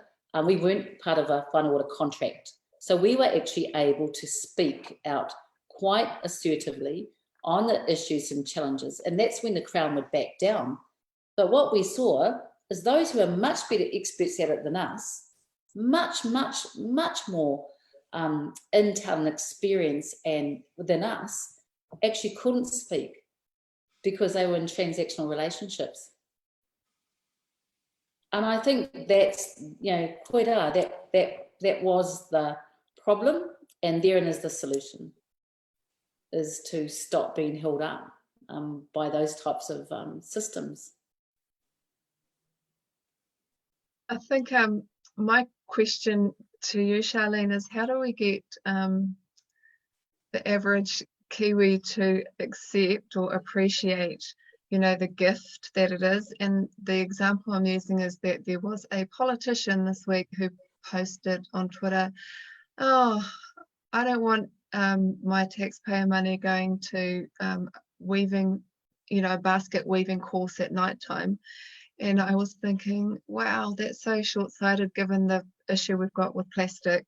And actually, that's probably going to be carrying your spuds and your groceries, you know, in 10 years' time, you're probably all going to have a harakeke basket over your shoulder. But, you know, so like there was no concept of why weaving's important or where it's come from or what the purpose of it actually is, other than it's like a little art that you do at nighttime, like you do pottery and stuff. So how do we bring, you know, the nation with us? How do we get all of people in Aotearoa on board to appreciate or just at least respect?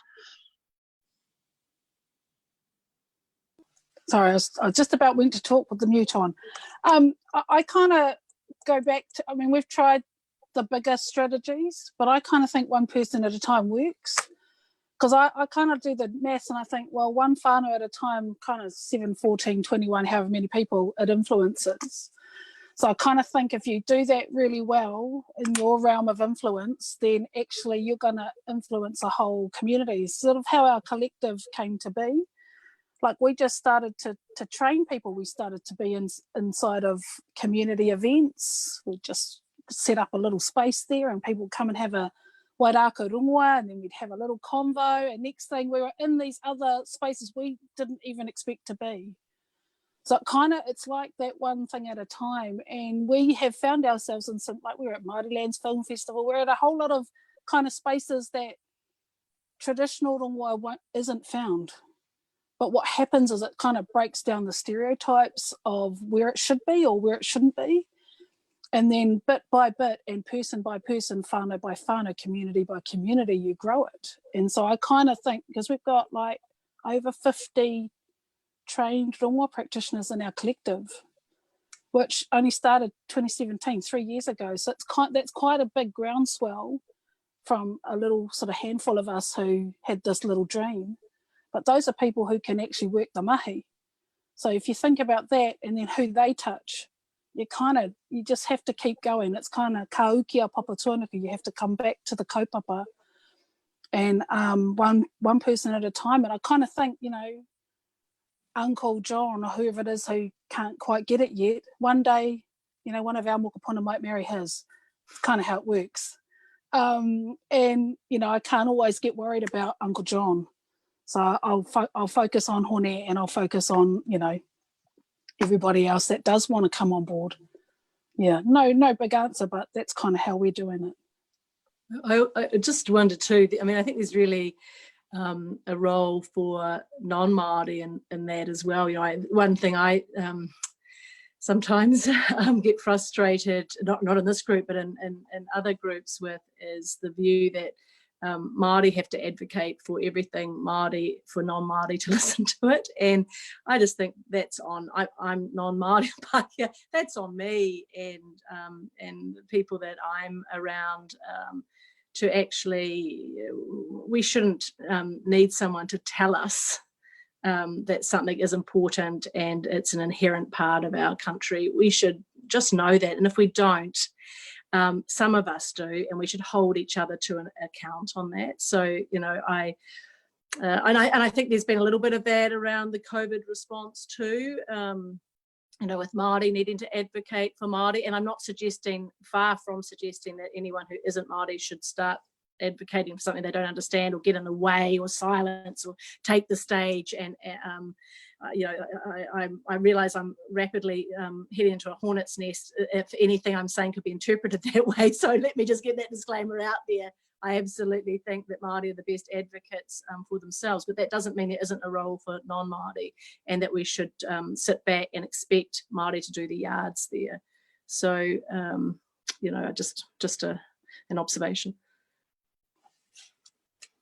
Sorry, Thomas, just before you go on to that part, I reckon hard out, Stacey, and I was talking to one of the producers for Kim Hill's show the other day, and she was saying, well, do you ever get sick when you go on the TV and you talk about te tiriti and with all the comments that you get telling you to shut up and that it's not relevant and that that te tiriti is 200 plus years old or whatever, and that it doesn't matter anymore? Do you ever get sick of that? And I said, well, no, because the people have, Matua Moana Jackson, Margaret Mutu, all of them, they've laid those foundations for rangatahi like me to be able to speak about those things. And, that kōrero should shift off them onto us, but also we recognise that our non-Māori counterparts also have a role to play. And on the second town hall, Aotearoa town hall, Julia Whaiputi was talking about that quite a lot, and how everybody has a part to play when it comes to manifesting and realising te tiriti. Everybody has a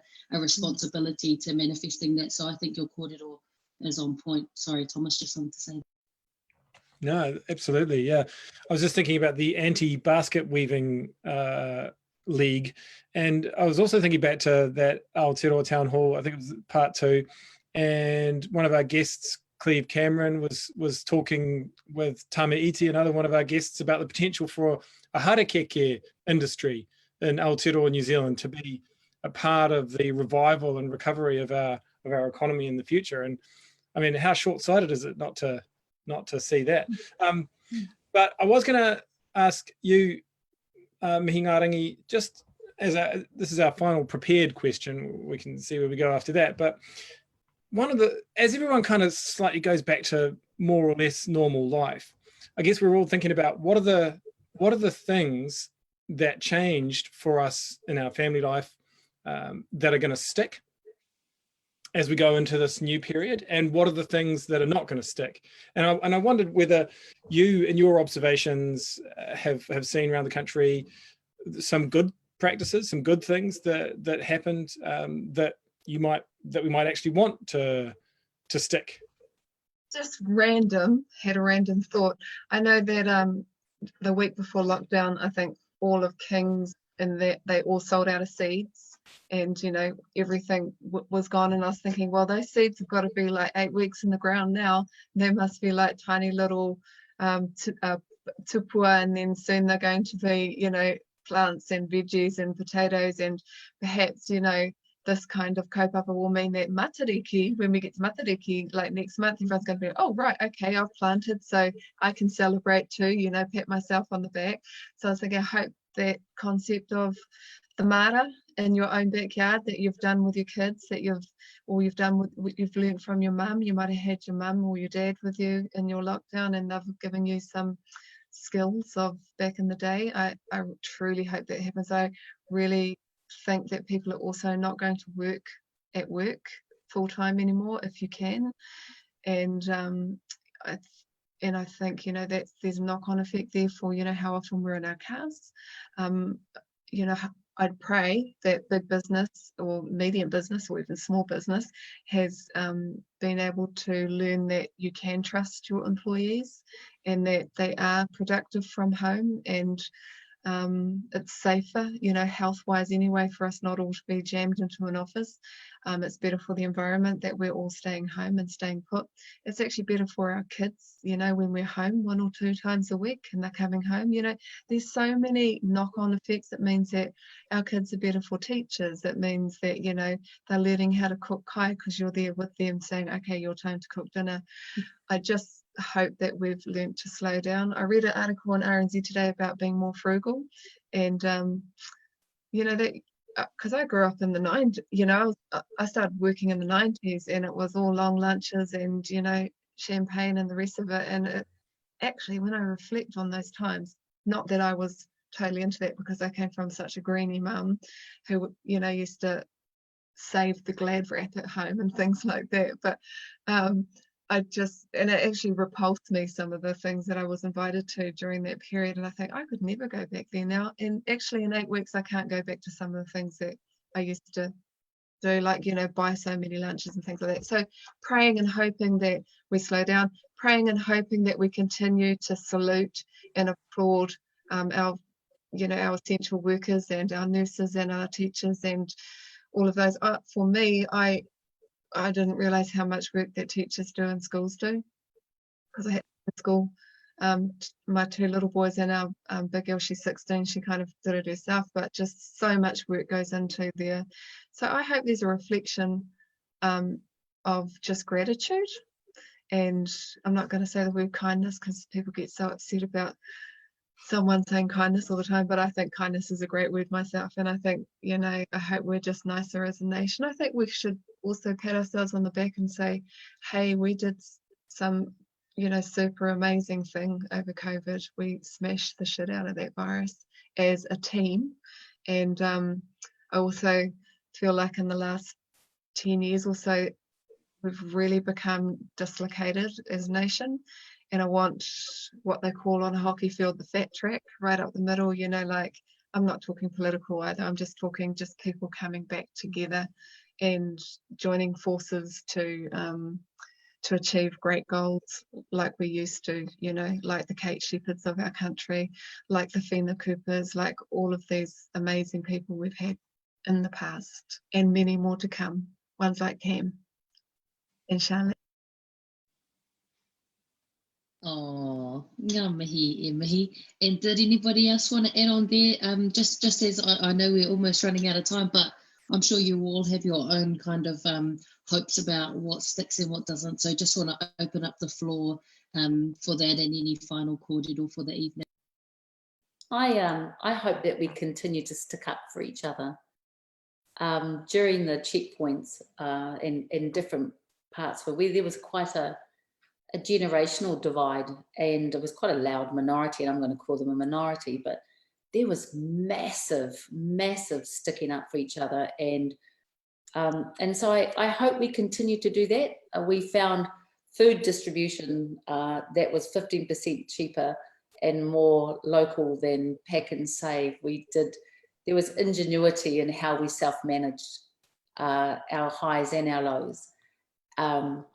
But also, and I was saying this before, there was such lightness and lifting that we saw through TikToks and our kids with their parents, and you know, all of us here, we just did a count before you came on Mihingarangi, how many of us had pajama pants, trackies and Uggies on their bottom halves. There was just such a insight into how everyone lives, with our babies coming back and forth. Mihingarangi, we saw you one time, and we saw your laundry on the line, and Moana doing kaupapa, that, you know, and I just guess, I really hope the media and the way we like our narrative and our stories to be told keeps being reflected that way, versus the starch westernized way that really isn't indicative of who we are.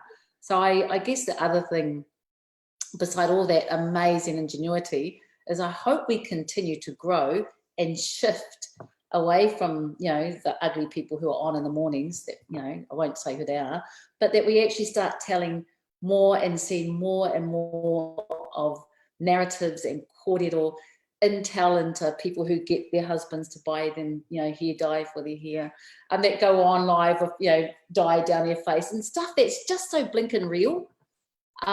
Because I actually think we're an authentic race, and that's actually why we did so well as a team. And I truly believe that's where our tupuna came from. I know for us in Pariaka, etc., there was just such ingenuity. So I hope we grasp that through all the hardness. And I think it's about manaki and really holding on to our identity. So that's what I want to add on. I'll go in there too, just to tautoko nā kōrero. So from a whānau perspective right out to across our people, I kind of was just reflecting as you were both speaking that that we continue to stay present in our lives, in our own lives, because I kind of think we all became really present to ourselves, and kind of that life out there has taught us some really bad habits. And so I don't want to return to that. And I know everybody that I'm kind of hanging out with doesn't want to either. So I kind of think, you know, staying present in our own lives is important, because then we're able to make some really great decisions. We're able to be part of our own whānau decision-making processes, which in the past, and I'll just say it, has sometimes sat in the hands of the teachers who look after our children 24/7, you know, when we're not there. Who have sat in the hands of caregivers who've looked after our children when we've been working terrible hours. So I kind of think that presence seems really important, because I saw people for the first time in a number of different ways. So, you know, people came back to themselves. They looked healthier and better for themselves. So I kind of think that's important, because when you are present and you're well, then you are well for your whānau. And I kind of think that given this kaupapa, that's what I want us all to have. Like I noticed, you know, my daughter, for example, was calmer, because she didn't have to sort of negotiate my time. She didn't have to negotiate her father's time. She didn't have to negotiate time with us. So I kind of think, you know, those are all the little changes that can't go back. I also loved the exponential growth of karakia across the nation that was sent, you know, from all the different, whether it was from your house or whether it was from a little group that you were part of or from our tribal nations. it's just been amazing, and I kind of want to put a plug in for it, because I kind of think that's also what we don't take note of, that mahi wairua keeps us safe. And I want to kind of put a plug in that it continues to some degree, one, in our homes, but also in our communities, because I felt that strength and I felt that protection, particularly as we moved through levels. So it was really reassuring to have it. And we don't just tuku karakia for ourselves, we tuku karakia for everyone. So I kind of wonder, that's what my thoughts go to. How has that influenced the knocking out, the abolishment of this nānara for us as a nation? So I kind of want to put that there, because no one sort of might say that. And then for this amazing thing that happened where wānanga broke out all over this space, but also in lots of different spaces. So we took time to wānanga about things that matter. And I love the fact that, kia haunei, ko te wā, ko te kā me te wā, to ignite space and time. And I think that's kind of what happened, one, in Facebook land, but also across whānau, that we had time to wānanga. So moving into matariki, puanga, the natural time for us to wānanga, I wonder what those are going to be like now. So I kind of love the fact that we've shifted to a seasonal focus, looking at takurua and the arrival of that time for us, because we have to still be vigilant. That's what I know. It hasn't just sort of gone away, it's there. But we have to kind of be vigilant through this season and take this season as it goes and stay present and be matara around this time. So those are kind of the elements, Māori elements, that I quite like to stay in that space so that we keep everybody safe and everybody well, and other kind of the things that we can all contribute to too. Mihi te o, nā mihi kia koutou nā kaiwhakahaere, koutou nā wahine. Can I just say one thing? Like, I think about this thing about about having permission to be able to, not that anybody needs permission, but I feel like right now I'm working with, women who teach in early childhood who feel permission to say for the first time in a long time that they feel like they've been taken for granted. And the clarity with which people are saying, like, there are these issues that we have that need fixing, and that we're a lot more, I guess, we just saw the government drop billions of dollars into the economy like that, and we've been told certain things can't be done, can't be changed, it's too hard, it's too expensive. And I just feel like we have permission now to know that we do have to obviously be present and also slow down a little bit, but we also have to be impatient. Like, I feel impatient that things need to change, and I know that you do too, Tam. But we should embrace that impatience and that permission to say that these are the things that we're angry about, and we're not waiting any longer for them to be fixed. Like, we've already waited too long, and I feel like I just hear that so much from the women around me, just saying that, like, in chorus, like as one, being like, we've been waiting for so long on so many of these things, and we can't wait any longer. Not because, but like literally because it's life or death, and it's now, it's really now or never to fix some of these things. Climate, economy, like, we have to survive. Or, as you say, Debbie, thrive. And Tam, the other thing, I guess, is, like, for me, it's new forms of leadership, and it's leadership where actually it's not an exclusively like female way of doing things. It's not exclusive to women, but I would say there's a way of leadership where it's also about bringing people with you, and bringing people into the tent and shining a light on the work that other people have been doing, which I think that's what I've loved about tonight, just hearing people talk about the strategies that they're using, because, we've been talking about, like, imagining a different world and stuff like that, but I'm loving hearing the creativity, Sharlene, of you saying, I tried over here, I tried on a national level, I tried on this level, but I'm going to keep trying, and I'm going to try at every single doorway until we fit through, because we've just got to get there. And there is a real creativity to that kind of persistence of like, okay, let's move into the space of implementation. Like now is our time, and we have to be impatient and have the permission to demand like that wealth and you know, opportunities stop being stolen from people when they've deserved them all along. I have just one thing that I hope endures, and that is our willingness to sacrifice something for each other. I think that over the lockdown period, we were actually collectively, 5 odd million of us were prepared to sacrifice our freedom of movement and our liberty for each other.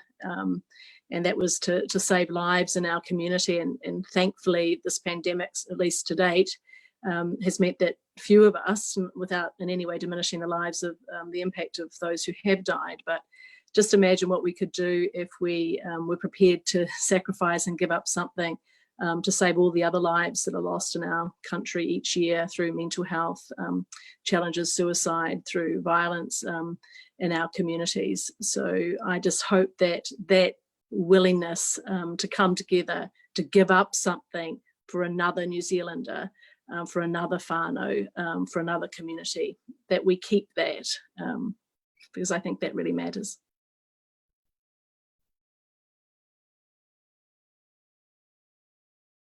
Just reeling from all of that and soaking in that all of the just all of the kōrero tonight. I'm just going to reel a bit longer, Thomas. I'm just thinking about kind of final parting words on my part. But Thomas, do you want to just talk briefly about who we've got for next week, and then I'll close us off. Kia ora, Tam. Yeah, sure. So I can't believe how quick these things go. So it's been 2 hours that we've been sitting here on the Zoom, and it just whizzes by. It never ceases to amaze me. But honestly, thank you all so much for spending this time with us together and sharing all of this amazing wisdom and, like you said, Nadia, creativity. And I'm just gonna digest it all over the next wee while, but very, really uplifting, and I feel really good, so thank you. So next week we are going to be talking about Aotearoa and the world. So obviously we've had our own experience of this pandemic here on our shores, on these motu, and other countries have had very different and extremely challenging experiences. And we want to think about, next week, we're going to think about what is our role, what is our place as a country, as a people, as peoples here in the South Pacific, what is our place in the world, and how can we think about the impact we have beyond these shores. So we've got a few people coming on, and we've got so Nikki Haga, a journalist and author. We've got Guled Maya and Tina Ngata, Sean Hendy, who's been doing some great science work, and two of my friends and colleagues, Nina Hall and Evelyn Masters, and they'll all provide different perspectives, and yeah, we'll cook up some good questions, and I'm sure we'll have a really good time navigating the influence that our country can have, given that everyone's looking at us since we've done this amazing response to the coronavirus. What we do next will have a special and bigger than usual impact on the world potentially. So that's what we've got in store for you next week, and I will hand it back to you, Tam, to take us home. Awesome. So I just obviously first and foremost want to give a massive mihi to all of our speakers tonight. Ngā mihi aroha kia koutou, ngā kai kōrero o te pō. Just wow, and I hope that the people at home who have been watching, there's just so much to digest. Ko te kōrero te kai a te rangatira, you know, there's so much to take from and digest from this kōrero. Mihingarangi, I love your kōrero at the end about these marakai, and I think it's a beautiful, what's the word, example, analogy maybe, for what these kōrero are doing too, and this kind of virtual world, and how having access to all this different mātauranga and wisdom is really sowing the seeds within, I think, everybody's hearts and the desire to be impatient, like Nadia says, and to be creative and to stop asking for permission to do these things and to manifest these new ways of being. So I want to mihi to both of you on that. And Deb, I think you summed it up. I think we do need to see, we've been a great part of a team, and I hope that attitude and that mentality can continue on, and that we can continue doing the right thing, because as Sharlene said, we're about to come up to winter. That is fast approaching, and we know that that's a difficult time for our kaumātua and other people who are vulnerable. So I hope that we don't lose that sense of manaakitanga that we have for our whānau, and especially for our kaumātua. I know I'll be on the phone to my koro and my nan just as much now as I will be throughout winter, to make sure they're safe. And I think that's a really powerful message, Sharlene. Like we have to remain vigilant. We shouldn't let ourselves into a false sense of security that we're out of the dark now. We've still got to be vigilant. To the rangatahi on here, keep checking on your kaumātua. You have to do that. It's the right thing to do. And the cool thing about all this digital world is that there's just wānanga everywhere like this one, and I think it's a different time to be entering Matariki. There's wānanga everywhere, and just on your kōrero about karakia and how that has risen, and more people are seeing the need for it, and more people are understanding that. I hope that every young Māori out there that has been disconnected from their iwi or their hapu, they can find some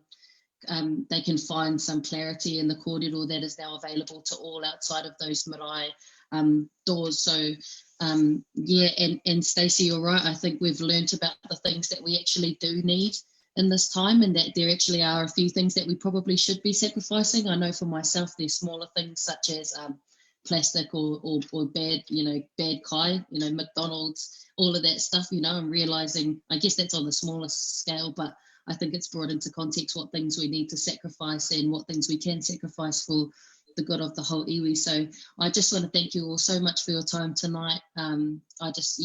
Kuki Pingako, and I just want to shout out to our usual watchers that are online right now. I know all your names, and I love reading all of your kōrero and the comments and your questions. It's awesome, and it's so cool to see the way that you're all connecting. And obviously shout out to my own whānau, shout out to my parents and my koro and my nan for all of their mahi, and a shout out to everyone's whānau that's watching, that's got a whānau member on this panel tonight. You've done a wonderful job. Hoi anō, I'm going to close us off with the karakia mutinga o te pō. Ko unuhia, menai tātou. Unuhia, unuhia, unuhia ki te uru tapunui. Kia wātia, kia māma, te ngākau, te tinana, te wairua. I te arataka tū, koe ara I rongo, whakairea ake ki runga. Tūturu whiti whakamaua kia tina, tina. Haumi e, hui e, pai ki e. Kia ora koutou, thank you for joining us all